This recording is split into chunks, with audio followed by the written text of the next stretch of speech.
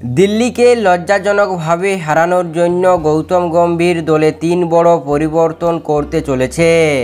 হ্যাঁ ফ্রেন্ডস, যেখানে কেকেআরের এর পরের ম্যাচ দিল্লি ক্যাপিটালসের সাথে আগামীকাল হতে চলেছে দিল্লির ঘরের মাঠে, তাই তাদেরকে লজ্জাজনকভাবে হারানোর জন্য গৌতম গম্ভীর দলে 3 বড় পরিবর্তন করতে চলেছে।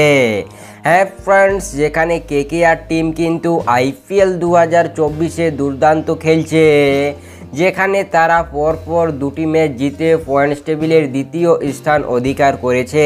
হ্যাঁ ফ্রেন্ডস, যেখানে দিল্লিকে হারিয়ে কেকেআর টিম অবশ্যই চাইবে যে তারা পয়েন্টস টেবিলে সবসময় টপে বসে থাকে।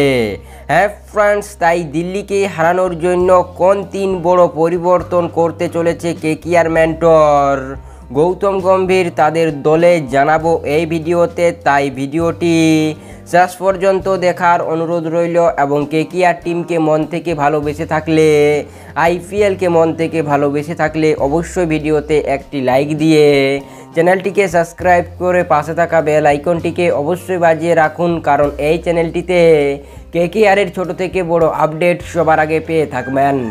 হ্যাঁ ফ্রেন্ডস, যেখানে কেকেআর টিম আইপিএল 2024-এর শুরুটা কিন্তু দুর্দান্ত করেছে, যেখানে সর্বপ্রথম হায়দ্রাবাদকে নিজের ঘরের মাঠে দুর্দান্তভাবে 4 রানের ব্যবধানে হারিয়েছিল। তারপর আরসিবির ঘরের মাঠে গিয়ে তাদেরকে লজ্জাজনকভাবে 7 উইকেটে হারিয়েছে এই কেকেআর টিম। তবে এরপর দিল্লিকে লজ্জাজনকভাবে হারানোর জন্য যে 3 বড় পরিবর্তন করতে চলেছে কেকেআর মেন্টর, তা এক নজর দেখে নেওয়া যাক। যেখানে কেকেআর মেন্টর গৌতম গম্ভীর সর্বপ্রথম যে বড় পরিবর্তনটি করতে পারে দলে, সেটি হলো যেখানে নীতিশ রানা কিন্তু চোটে পরিণত হয়েছে, সে আরসিবির সাথে ম্যাচ খেলতে পারেনি, তাই তার পরিবর্তে কে খেলবে প্লেইং 11-এ এ নিয়ে অবশ্যই ঘাম ঝরাতে হবে কেকেআর মেন্টরকে। যেখানে এই নীতিশ রানার পরিবর্তে কিন্তু আরসিবির সাথে খেলেছিল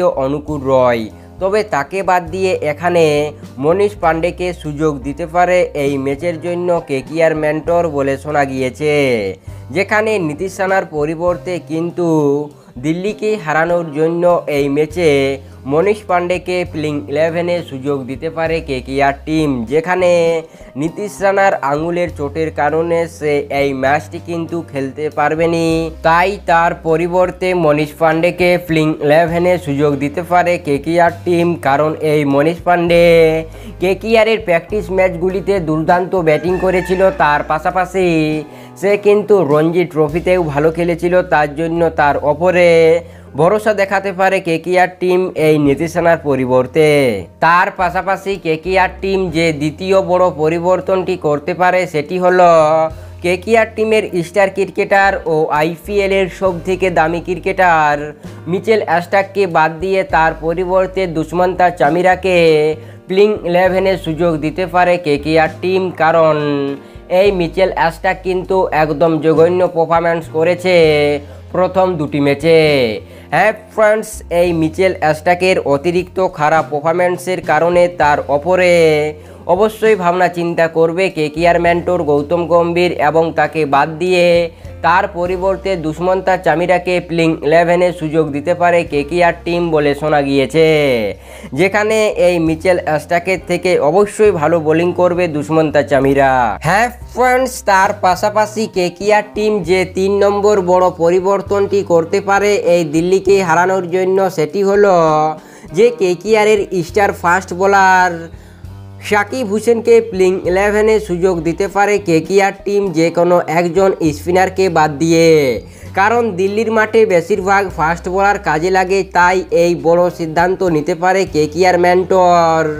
যেখানে বরুণ চক্রবর্তী হোক কিংবা অনুকূল রয়, এই দুজনের মধ্যে কাউকে বাদ দিয়ে কেকেআর টিম এই সাকিব হুসেনকে প্লেইং 11-এ রাখতে পারে বলে শোনা গিয়েছে।